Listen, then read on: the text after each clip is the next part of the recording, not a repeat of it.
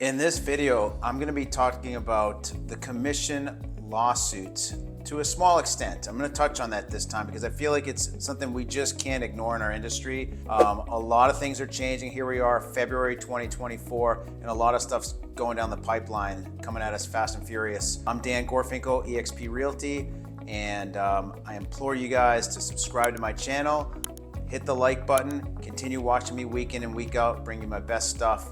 And this week, it's a very critical topic, I feel, that none of us know how the year is going to progress as far as the commission lawsuit is going on.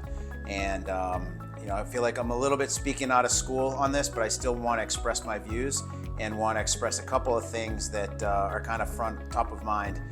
First and foremost, it's come to our attention that before we know it, the MLS may stop putting in the buyer broker compensation or letting us as listing agents input the buyer broker compensation. So it's going to be kind of a stab in the dark as to what's going to be paid or compensated by sellers when you have a buyer's agent procuring that buyer for the sale. Secondly, and of higher importance, Department of Justice has now been talking about going ahead and decoupling commissions, making it so that both are completely separated. So if a seller pays their agent a fee, that's all well and good, but for a buyer agent to get paid a fee, that is something that they're considering so that sellers do not pay the buyer agent's fee whatsoever. It's just disallowed. That's kind of coming up in the pipeline, and that's something that I think is a huge cautionary tale to how our business is going to be for 2024 and beyond.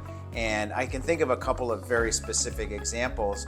I think of veterans out there. I think of buyers who are on the lower scale of purchasing power in the greater Boston area. We all know that in our neighborhoods, in this area, even if you have $500,000, you're not going to get a heck of a lot. And that's hugely important because if you're a buyer and you want to have representation for buying a property and you're not allowed that via being paid by the seller's side, now you're having to have your buyer's agent get compensated by you as a buyer. That's a little bit precarious because you're already plunking down $500,000 on a property to now come up with another $10,000, $12,000 in commissions may not be palatable, may not be something that you can stomach, and it may, in effect, trip things up from the standpoint of getting a property. So you may decide as a buyer, now you need to bypass the agent. That's not necessarily a good thing because you wanted the representation.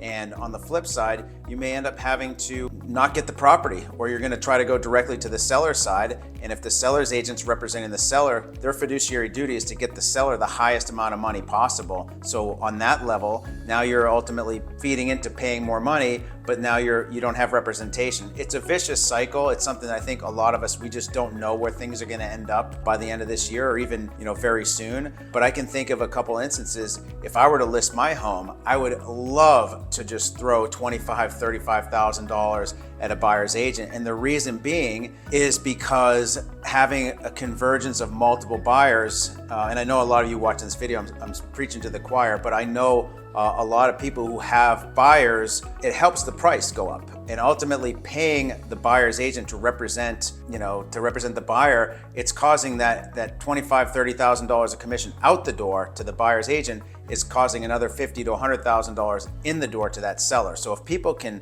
see past this, then I think ultimately everybody would be better off. But of course, this is something that's above all our pay grades in terms of the decision process. And I know a lot of solid broker owners have been talking about this and trying to figure out what the best thing is and how things are going to unfold. But it's kind of out of our hands. I also think about scenarios where I'm trying to sell a property off the market and without posting in an MLS, and I'm not trying to bypass the buyer brokerage fee, but it's from an exposure standpoint that we're seeing that we're maybe able to catch like 5% of the entire market or even less versus casting a wide net and putting it out there in the MLS. It's the same thing when it comes down to not paying a buyer broker fee or not being allowed to pay that and having to have a buyer broker represent you and get paid directly by the buyer. I think that's a very, very slippery slope. It's something that is going to come across all our radars, and obviously you want to try to be listing heavy this year, I would think. But at the same time, if you're a newer agent and you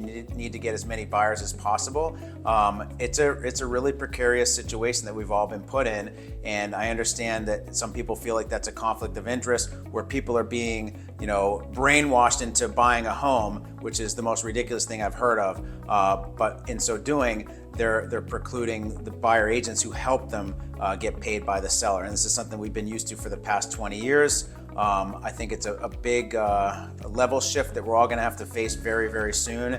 And again, the verdict is out, but it seems like things are going in a direction where it's uncharted territory. And a lot of stuff I've just expressed right now. Happy to express anything to you directly if you want to reach out to me via text 617-820-8085 or send me an email, dan@gorfinkelgroup.com.